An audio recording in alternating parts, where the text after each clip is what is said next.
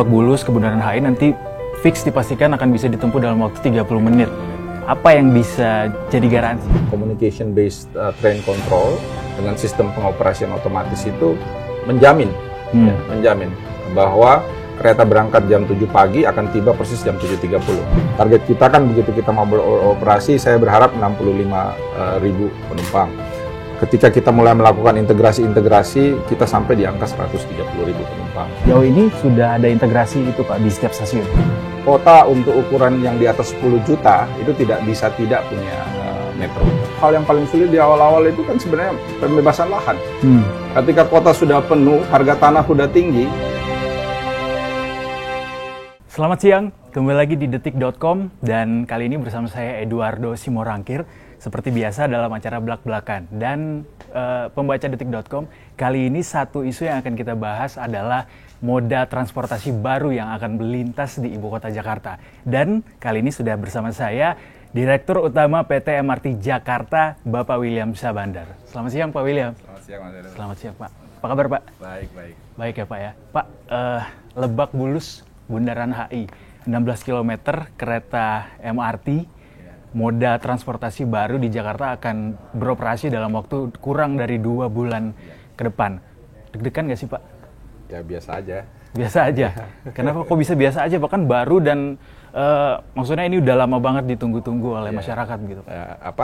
Karena memang kita merasa sudah sangat siap untuk memulai ya seluruh fase kita kontrol ya.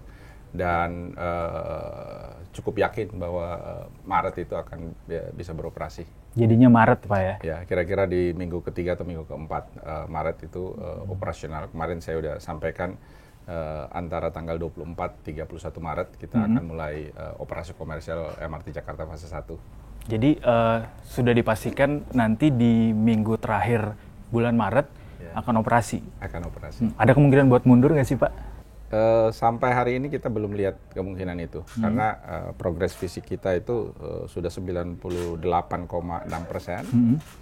Kemudian kita lihat sendiri proses trial run yang kita sudah mulai sejak 24 Desember sampai hari ini juga masih berjalan baik.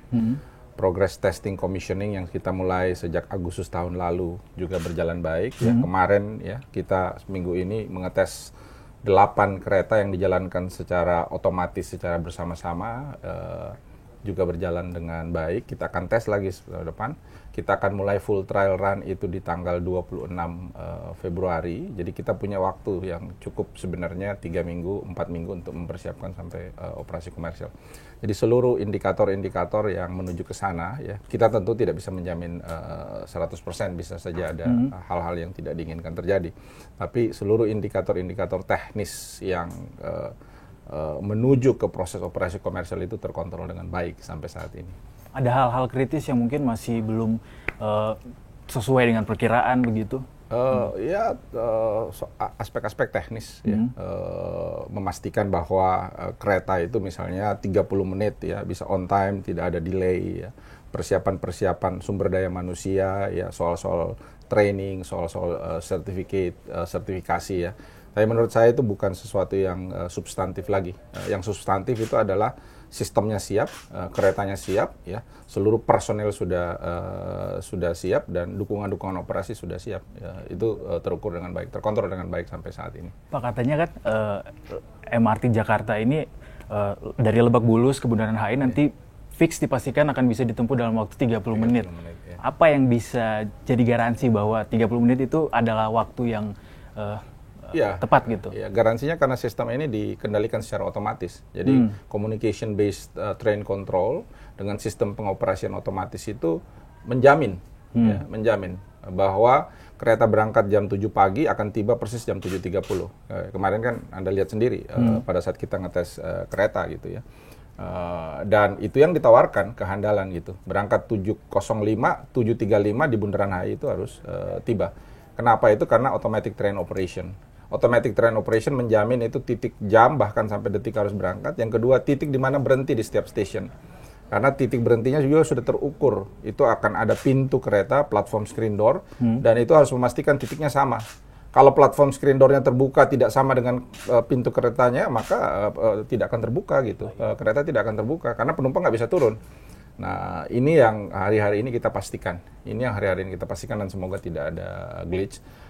Integrated Testing Commissioning yang fase pertama yang kemarin 8 kereta itu berjalan dengan baik. Bulan depan kita akan ulangi lagi yang kedua, dan kalau kedua lolos berarti kita udah siap untuk beroperasi. Berarti ini praktis tinggal menambah jam terbangnya MRT Betul. Sampai menuju ke pengoperasian di bulan Maret, Pak ya. Betul. Jadi melatih masinis kita misalnya yang sudah disertifikasi untuk betul-betul siap mengoperasikan dia secara real. Kalau sekarang kan mengoperasikannya tapi belum ada penumpang. Oleh sebab itu nanti pada tanggal 12 Maret ketika kita udah mulai buka dengan penumpang, di situ operasi real mulai dilakukan, tapi belum komersial. Komersialisasi nanti pada saat kita buka secara resmi di tanggal. Berarti masyarakat bisa nyobain MRT gratis dulu sebelum pada saat operasi. itu ya, pada saat 12 Maret kita sudah akan mengumumkan masyarakat bisa mencoba MRT Jakarta secara gratis. Masuk dari berbagai stasiun ya, masuk dari berbagai pintu dan mencobanya gitu. Dan caranya gimana, Pak?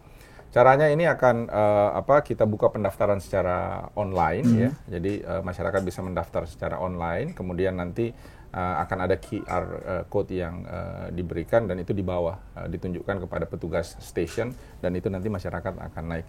Nah, untuk teman-teman yang mungkin tidak bisa menggunakan teknologi seperti itu, silahkan di print ya, kertasnya di print kemudian dibawa ditunjukkan di petugas station. Kenapa kita butuh yang seperti itu? Karena sistem kontrol harus tetap berjalan. Baik. Kalau sudah beroperasi kan sistem kontrolnya by tiket. Kalau yang ini karena belum ada tiket, jadi kita kontrolnya dengan sistem seperti itu. Tapi kita mengundang masyarakat ya. Kita berharap sampai sekitar 28.000 per hari masyarakat bisa dalam proses uji coba itu. Karena target kita kan begitu kita mau beroperasi, saya berharap 65.000 penumpang. Ketika kita mulai melakukan integrasi, kita sampai di angka 130.000 penumpang per hari. Berarti nanti ketika uji coba itu seluruh gerbong akan diisi? Seluruh gerbong akan kita isi. Jadi sudah seperti operasi komersial, sudah ada, seluruh stasiun staff sudah berfungsi ya, dan kita akan operasikan secara normal. Gitu. Berarti nanti untuk akses masuk dan juga isi di dalam stasiun interior begitu sudah selesai, Pak ya, di Maret itu, Pak ya? Ya mungkin ada satu-satu yang masih dalam proses, tapi secara keseluruhan sebenarnya pada saat itu kita sudah siap beroperasi secara komersial. Ketika operasi komersil, untuk tiket bagaimana, Pak? Sejauh ini sudah fikskah harga tiketnya? Masih sedang dalam proses finalisasi. Ya, kita berharap di bulan Februari ini akan ditentukan. Kita sudah mengusulkan harganya ya dan sudah didiskusikan dengan pemerintah provinsi. Nilai-nilai subsidinya sudah disepakati gitu ya, dan tinggal waktu untuk menentukan ya, tinggal menentukan oleh Pak Gubernur. Berapa, Pak? Ya. Belum tahu. Tapi yang saya bilang yang diusulkan, yang kita usulkan itu adalah 8.500 per 10 km ya. Atau 8.500 atau 10.000 tergantung nanti. Itu adalah hitung-hitungannya naik pertama 1.500 per kilometer 700. Jadi harga tarif per kilometer itu Rp700. Jadi kalau yang stasiun paling dekat dari sini ke Bundaran HI ke Lebak Bulus ya itu 2.200, yang terjauh 12.800 by distance ya kita mengenakan tarifnya. Oke. Pak, MRT ini kan pendapatannya nggak cuma dari tiket. Betul. Pak ya, juga akan ada pendapatan non tiket begitu. Boleh dijelasin sedikit nggak Pak nanti bagaimana MRT mengeruk pendapatan dari non tiket ini? Jadi investasi kita 16 triliun. Kemudian penumpang yang akan kita bawa itu 130.000 penumpang per hari. Di setiap stasiun itu kan ini kan punya nilai ekonomi dan ada pihak-pihak yang akan mendapat manfaat dari investasi yang dilakukan oleh pemerintah. Nah, kita ingin mengambil manfaat bisnis dari situ untuk mensuplai tadi pendapatan kita dari tiket yang tentunya karena disubsidi tidak akan bisa nyari untung dari situ. Tapi dengan non-fare box business itu misalnya pemberian nama stasiun itu bisa kita jual ya dengan building-building yang ada di sini ya.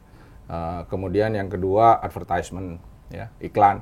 Kemudian yang ketiga soal telecommunication system ya, itu juga bisa kita, dan retail yang ada di bawah. Nah, itu 4. Kedepannya nanti kalau kita sudah bicara soal pemanfaatan kawasan di sekitar stasiun, pembangunan kawasan berorientasi transit atau TOD, itu juga kita bisa masuk gitu ya. Tapi itu tahap berikutnya setelah kita mulai beroperasi. TOD yang akan dimasuki MRT itu dalam bentuk hunian kah atau seperti apa, Pak? Tidak, kita mengelola kawasan. Jadi tidak bicara hanya hunian, tapi it's mixed use development. Prinsipnya begini, kita menginginkan semua kawasan-kawasan di mana transport system itu berinterkoneksi itu dibuat senyaman mungkin, ya, dan dibuat masyarakat nyaman menikmatinya, gitu ya. Nah, oleh sebab itu di kawasan-kawasan itu tentu akan ada hunian, ada pusat-pusat kegiatan, ada kawasan publik yang cukup, tapi ada area-area komersial, bahkan ada area perkantoran. Nah, ini bagaimana MRT akan sebagai operator utama dari TOD-TOD itu akan mengatur, menatanya, dan tentu meminta persetujuan dari pemerintah, ya. Nantinya, jadi kalau ada gedung-gedung yang mau menaikkan bangunannya, ya dia harus memberikan pembayaran kepada mekanisme ini untuk mengelola kawasan itu. Jadi ada cross subsidi atau sesuatu yang dia nambah manfaat, tapi kemudian pemilik gedung itu harus bisa memberikan membangun misalnya kawasan-kawasan yang di situ sehingga dia jadi bertumbuh bersama. Nah, ini yang akan MRT Jakarta integrasikan. Konsep baru di Indonesia belum pernah kita terapkan, tapi sudah sukses digunakan di beberapa negara lain seperti Hong Kong dan Jepang. Baik. Pak, ngomong soal integrasi tadi, salah satu pertanyaan yang dimiliki oleh masyarakat kan, MRT ini nanti setiap stasiunnya bisa langsung nyambung ke moda lain nggak sih gitu? Karena kan cuma dilalui di sepanjang Lebak Bulus dan HI saja. Sejauh ini sudah ada integrasi itu, Pak, di setiap stasiun? Sudah. Jadi kita bicara integrasi itu ada tiga level.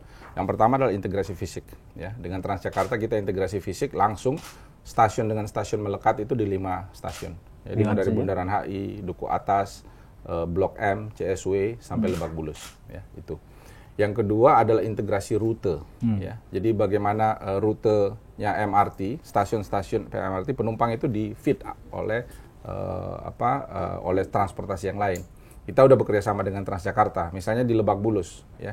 Kita minta untuk orang nggak lagi bawa masuk kendaraan ke dalam kota, tapi berhenti di Lebak Bulus atau Fatmawati. Ya, caranya apa? Naik Transjakarta. Kami kerjasama dengan Transjakarta untuk membangun rute-rute baru, ya, selain rute existing, agar mereka bisa masuk dari sana. Dari Bintaro misalnya ke Lebak Bulus itu akan di-feed, akan ada koordinasi yang langsung rapat dengan sini. Headway-nya juga akan dibuat sama. Ya, jadi kalau 10 menit, 10 menit. Jadi penumpang tiba, langsung masuk, langsung naik.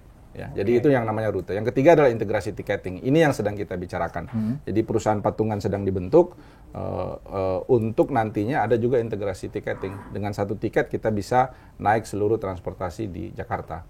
Nah, kemudian dengan kereta, ya, dengan kereta bandara, dengan KCI di Duku Atas juga kita melakukan proses-proses integrasi seperti itu. Berarti nanti setelah integrasi tiket itu kita tidak perlu banyak kartu lagi, satu kartu saja harusnya untuk semua itu. transportasi. Itu yang sedang kita upayakan gitu, lewat pembentukan satu joint venture company di lead oleh MRT Jakarta untuk mengatur integrasi tiketing tadi. Tapi nanti ketika beroperasi awal ini MRT sudah maksudnya untuk uang elektronik lainnya bisa digunakan nggak, Pak? Jadi pada saat MRT nanti beroperasi awal pertama adalah kartu MRT sendiri, itu bisa dipakai. Yang kedua adalah kartu-kartu lain yang dikeluarkan oleh bank, itu juga bisa dipakai. Jadi jangan ragu, kita bisa menggunakan itu. Tapi dalam prosesnya kita akan menata itu supaya ini semua demi kenyamanan penumpang gitu. Tentu kita tidak ingin dompet kita hanya penuh dengan kartu-kartu macam-macam gitu ya. Kita ingin satu. Jadi kita bekerja sama, dukungan dari Bank Indonesia, dukungan dari pemerintah provinsi untuk melakukan integrasi tersebut. Integrasi kapan, Pak, bisa ditargetkan? Target saya kalau tiketing itu akhir tahun ini. Akhir 2019. Akhir 2019 seluruh Jakarta, Transjakarta 1 juta penumpang, MRT 130.000 penumpang, dan lain-lain kita harusnya sudah bisa integrasikan. Teknologinya memungkinkan kita untuk melakukan itu dengan cepat. Baik. Pak, oke, MRT fase 1 sudah bisa dipastikan lah beroperasi nanti di bulan Maret 2019. Setelah itu kita juga perlu tahu ada kelanjutan kah dari MRT selanjutnya begitu. Boleh diceritakan sedikit, Pak, sampai saat ini progres untuk fase 2 yang akan segera Fase 2 itu penetapan lokasinya sudah terbit ya, oleh pemerintah provinsi, mulai dari Bundaran HI sampai ke kota. Ya, desainnya awalnya itu adalah sampai Kampung Banan, tapi kan kita tahu bahwa Kampung Banan ini masih punya masalah sekarang, sehingga pemerintah memutuskan kita lanjutkan yang fase 2 ini dimulai dengan Bundaran HI sampai ke kota, sambil pemerintah menugaskan kita mencari lokasi depo yang memungkinkan, karena harus ada depo untuk fase 2. Tapi kita nggak mau menunggu sampai depo itu ada ditentukan, kita mulai dulu yang 8 km pertama. Bulan ini kita akan memberikan rekomendasi kepada pemerintah lokasi-lokasi depo untuk fase kedua. Yang kedua, proses pengadaan ya sudah kita mulai, desainnya sedang berjalan juga. Proses pengadaan selesai, dan untuk yang kegiatan pertama, paket groundbreaking juga sudah kita siapkan. Kita masuk ke yang kedua sekarang pengadaannya. Mudah-mudahan kita bisa memulai seluruh pengadaan itu di tahun ini gitu. Sehingga tahun 2020 itu fase 2 sudah full force, sudah jalan semua.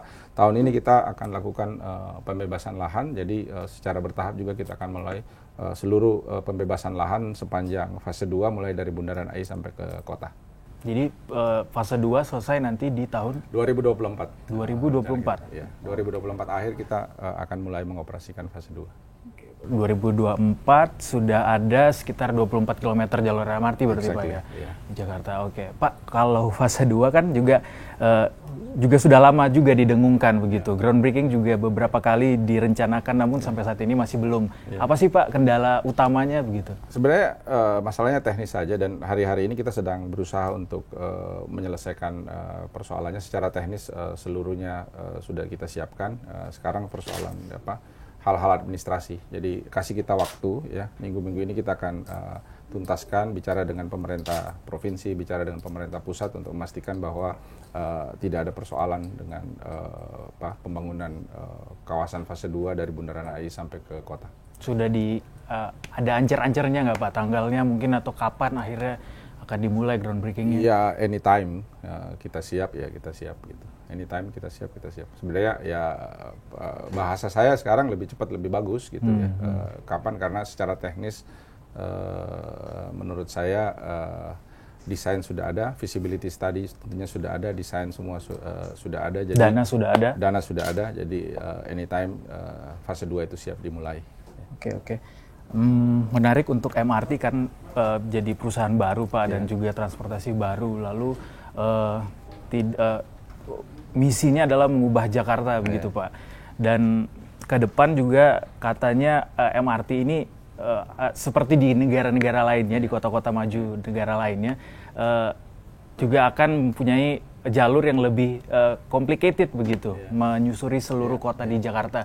Itu boleh diceritain nggak Pak? Ya, fase 1 itu adalah menurut saya adalah fase yang paling sulit, karena kita pertama kali melakukannya untuk Indonesia bahkan ya. Tapi setelah fase 1 harusnya semuanya lebih sederhana, karena we have the pattern already. Kita udah punya pengalaman, kita punya sumber daya ya. Jadi saya tidak ingin buang-buang waktu terlalu banyak untuk ngejar, karena Jakarta, Indonesia sudah terlambat, dan kota untuk ukuran yang di atas 10 juta itu tidak bisa tidak punya metro, jaringan metro. Oleh sebab itu hitungan-hitungan kami 300 km jaringan metro by 2030 itu harusnya sesuatu yang memungkinkan, visible dengan fase 1 memang harus dibantu. Seluruhnya sumber pendanaan pemerintah. Fase 2 juga pendanaan tidak, kita dapat pinjaman dari Jepang. Tapi fase-fase berikutnya tidak harus pemerintah semua. Ya. 50%, 50% itu datang dari tadi investasi yang akan masuk. 50% tentunya karena infrastruktur pemerintah masih bangun. Nah, visi saya seperti ini. Karena kalau 16 km tentu tidak akan bisa. Harus ada integrasi. Integrasi dan perluasan jaringan kereta, karena dalam jangka panjang semua yang namanya mobile transportation mass itu harus pakai kereta ya, jalurnya terukur, sistemnya bagus, yang modern. Dan nah, utara kita lanjutkan, timur barat harus segera dibangun 87 km dari Balaraja sampai Cikarang. Segmen Jakartanya kita harusnya bisa mulai tahun depan, dan itu yang kita sedang dorong dari Kalideres ke Ujung Menteng 31 km. Tahun depan itu apanya Pak? Groundbreaking untuk fase 3. Okay. Itu fase East West kita sudah harus bisa mulai, khususnya untuk fase Jakarta. Jadi Timur Barat nanti dia ketemunya di Sarinah. Kita harus bisa kejar itu, Jakarta mungkin 2025 harus selesai. pada saat yang sama kita harus mulai bicara loop line. Karena ada dua sistem kan pendekatannya. Ada yang masuk Jakarta yang sekarang dilayani oleh KCI. Jadi sistemnya itu radial masuk ke dalam. Tapi loop line di mana-mana itu harus ada. Ya. Jadi loop line itu ada dua. Kalau kita lihat misalnya di mana-mana kota itu ada loop line, inner loop line. Di dalam kota sendiri itu ada loop line. Kalau di Tokyo misalnya itu Yamanote Line. Jadi dia nyisir seluruh pusat-pusat kota. Kalau kita lihat itu 20 km di Jakarta. Kemudian ada outer loop line, ya. Itu juga kita lihat. Kira-kira kalau di Jakarta itu sekitar 70 km. Itu juga harus didorong. Jadi kemudian luar-luar Jakarta, ke Tangerang Selatan, ke Bekasi, ke titik-titik itu harus mulai dijangkau. Tentu dengan integrasi dengan LRT yang sudah ada. Jadi 2030 300 km itu sesuatu yang harus bisa kita jangkau. Kalau betul-betul kita mau menjadikan Jakarta ini didukung oleh transportasi publik yang lain.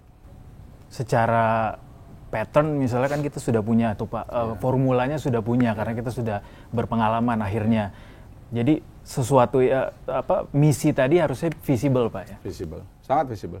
MRT Jakarta dengan kekuatan sekarang kita punya pengalaman untuk melakukan konstruksi. Yang kita punya sekarang itu adalah anak-anak muda terbaik, engineer-engineer terbaik. Mereka datang ya, tinggalkan pekerjaan mereka di luar negeri, balik ke Jakarta karena ingin membangun Jakarta. Yang sekarang melakukan operasi itu adalah masinis. Anda lihat masinis-masinis kita 20-25 tahun gitu. Nah, anak-anak muda ini punya kemampuan yang luar biasa dan harus diberikan kesempatan untuk membangun jaringan di Jakarta gitu. Bahkan Jakarta itu harus menjadi modal bagi ya, pembangunan metro system di kota-kota lain di Indonesia. Ya. Very soon Bandung, Surabaya, Medan, Makassar gitu. Kota-kota yang sudah punya penduduk sampai di atas 3-4 juta itu sudah harus mulai bersiap-siap. Jangan tunggu sampai kita seperti Jakarta baru. Nah itu kan susahnya di situ. Ya, Jakarta akhirnya lumayan struggle gitu untuk memulai fase 1 karena kondisi pada saat pemukiman sudah sangat penuh baru kita mulai membangun. Nah, kita berharap kita juga bisa memberikan advice kepada kota-kota lain di Indonesia untuk segera memulai pembangunan kereta perkotaan, pembangunan jaringan transportasi berbasis rel kota. Pak, menarik tadi soal jangan sampai menunggu kotanya penuh dulu gitu loh. Nah, MRT ini kan sudah dibangun setelah kotanya sudah penuh gitu Pak, Jakarta. Tapi akhirnya kita berhasil juga untuk bangunnya Pak. Boleh kasih ini nggak Pak, cerita atau pengalaman ke kita bagaimana akhirnya MRT bisa akhirnya jadi gitu? Hal yang paling sulit di awal-awal itu kan sebenarnya pembebasan lahan. Ketika kota sudah penuh, harga tanah sudah tinggi, ya pembebasan lahan. Kalau dia dimulai 20 tahun yang lalu, kita tidak akan mungkin berhadapan dengan situasi pembebasan lahan. Dan ini memang, dan bayangin harga tanah yang ada di pusat kota seperti Sudirman Tamrin itu berapa besar. Dan ketika kita kerjakan elevated di Haji Nawi sampai ke Lebak Bulus ya, dari Blok M sampai ke Lebak Bulus itu negosiasi pembebasan lahannya lumayan besar gitu ya. Itu tantangan yang akan dihadapi ya, dan ya, itu bisa kita selesaikan. Belajar dari fase 1 tantangannya, saya ingin tidak mau berlama-lama untuk fase 2 ini langsung tahun ini kita gerakkan pembebasan lahan ya.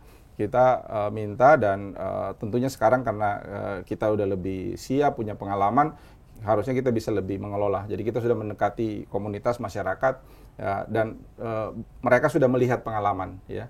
Begitu kawasan di selatan sekarang dibuka ya, value of land, harga tanah kan naik gitu. Kalau mereka mau melakukan bisnis sekarang sudah lebih menguntungkan gitu. Saya sekarang dari sini mau makan siang di Haji Nawi cuma 20 menit sampai Haji Nawi. Mau tinggal di Haji Nawi ya, atau di Cipete atau di Fatmawati, it's a matter of 30 menit pasti ya. Jadi tidak perlu lagi memenuhi pusat kota Jakarta gitu. Ya, itu harapan yang saya berikan kepada seluruh masyarakat yang jalur keretanya akan dilalui oleh MRT. Karena begitu MRT lalui, maka value of land, nilai dari kawasan Anda itu akan meningkat. Jadi jangan dihambat.